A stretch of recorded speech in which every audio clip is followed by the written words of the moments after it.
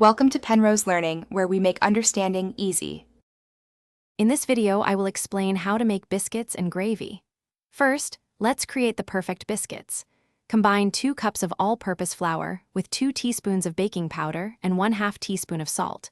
Cut in 6 tablespoons of very cold butter until the mixture resembles coarse crumbs. Then, gently mix in 3/4 cup of buttermilk until a soft dough forms. Roll the dough to about 1/2 inch thick and cut out your biscuits. Now, let's get those biscuits baking. Place your cut biscuits onto a baking sheet, ensuring they are about 1 inch apart. Preheat your oven to 425 degrees Fahrenheit. Bake the biscuits for approximately 12 to 15 minutes, or until they are beautifully golden brown and have risen significantly. Once baked, remove them from the oven and set them aside to cool slightly while we prepare the gravy.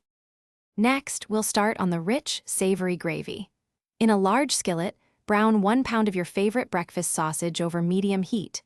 Once cooked through, drain off any excess grease, leaving about 2 tablespoons in the pan with the sausage. Now, sprinkle in 1/4 cup of all-purpose flour over the sausage. Stir constantly for about 1 minute, allowing the flour to cook and absorb the remaining fat. Finally, let's bring that gravy to perfection.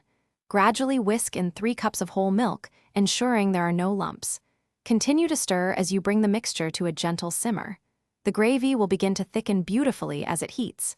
Season with 1/2 teaspoon of freshly ground black pepper and add salt to taste if desired. Serve this warm, creamy gravy generously over your freshly baked biscuits. Enjoy. Thanks for watching. If this was helpful, leave a like and consider subscribing. See you next time.